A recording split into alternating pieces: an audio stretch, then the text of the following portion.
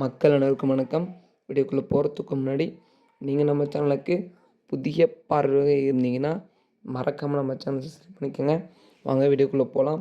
அதாவது சற்று முன் தகவல், முதலமைச்சர் தொகுதியில் 4000க்கும் மேற்பட்ட போலி வாக்குகள் பதிவிட்டிருக்காங்க. அது மட்டும் இல்லை, திடீரென அதிரடி கைது அப்படின்ற உத்தரவும் வந்திருக்கிறது. அதை பற்றி முழுமையாக பார்த்திங்கன்னா இப்போ நம்ம சேனலை பார்க்கலாம். அதுக்கு நம்ம சேனலுக்கு முழு ஆதரவு கொடுங்க. வாங்க வீடியோக்குள்ளே போகலாம். வீடியோ கொஞ்சம் ஸ்கிப் பண்ணாமல் பாருங்கள். அப்போ தான் நம்ம என்ன சொல்ல வரன்றது புரியும். அதாவது பார்த்திங்கன்னா 2021 சட்டமன்ற தேர்தல் அப்போது நமது முதலமைச்சர் ஸ்டாலின் ஐயா அவர்கள் தொகுதியிலே 4000க்கும் மேற்பட்ட கள்ள ஓட்டுக்கள் வாக்களித்ததாக தகவல்கள் கசிந்திருக்கிறது. ஆகையால் இதனை அடுத்து பார்த்திங்கன்னா இந்த தேர்தல் ஆணையம் எஸ்ஐஆர் என்ற முறையை கொண்டு கணக்கெடுப்பு பார்த்திங்கன்னா பண்ணிகிட்ருக்காங்க. அவங்கவுங்க ஊரில், அவங்க கிராமத்தில். இதை அடுத்து நிறைய கட்சிகள் மற்றும் நிர்வாகிகள் என பார்த்திங்கன்னா ஆர்ப்பாட்டம் பண்ணிட்டு வராங்க. அதிலும் முக்கியமாக திமுக கட்சி சொல்லி மட்டும் விட்டுடுச்சு.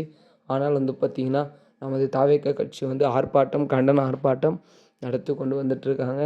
அதில் குறிப்பாக பார்த்திங்கன்னா நேற்றைய தினம் ஒரு பெண் அவர்கள், அதாவது தாவேக பெண் நிர்வாகி பார்த்திங்கன்னா ஒரு சராமாரியான ஒரு கதையை சொல்லியிருப்பார். அதாவது அது என்ன கதை என்று உங்களுக்கு தெரிஞ்சிருக்கும். தெரியாதவங்க அது எந்த கதைன்னு தெரிஞ்சுக்கோங்க.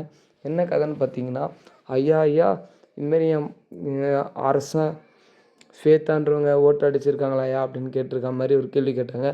அதற்கு ஓட் பூத்தாலும் என்ன சொன்னாங்க, ஆமாம் சார், இப்போ தான் அவர் அடிச்சுட்டு போனாங்க, என்னாச்சு சார் அப்படின்னா, சார் இல்லை சார், என் ஒய்ஃப் இறந்து 4 வருஷம் ஆகுது இருந்தால், ஆனால் இந்த எலெக்ஷன் டைம் அப்போது ஓட்டு மட்டும் போட்டு போயிட, என்ன ஒரு வார்த்தை கூட பார்க்க மாட்றா, பேச மாட்றா அப்படின்னு சொல்லிட்டு செம்மையாக கலாய்த்து பார்த்திங்கன்னா ஒரு கண்டன ஆர்ப்பாட்டத்தை தமிழகம் முழுவதும் நடத்திய தாவேக கட்சிக்கு ஒரு சல்யூட் சொல்லிக்கலாம்.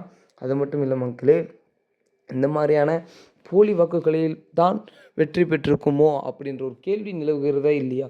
அதாவது நமது முதலமைச்சர் ஸ்டாலின் தொகுதியிலே 4000க்கும் மேற்பட்ட போலி வாக்குகள் என்றால் இன்னும் எவ்வளவு பேர் இருக்கிறார்கள் என்று கணக்கெடுத்து பார்த்தால் எவ்வளோ ஒரு போலியான வாக்குகள், கள்ள ஓட்டுக்கள் விழுந்திருக்கும் என்பதை நினச்சி கூட பார்க்க முடியல. ஏன்னா அந்தளவுக்கு இருக்கும் போல்.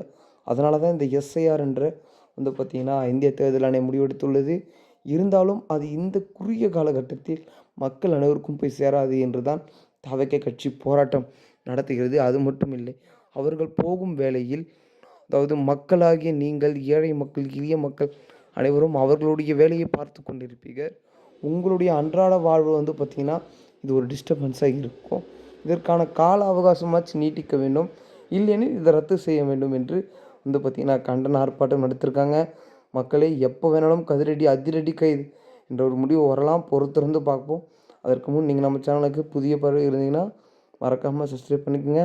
பக்கத்தில் இருக்கிற பெல் ஐக்கானை ஆலில் வச்சுக்கோங்க. ஓகே மக்களே, நன்றி, வணக்கம்.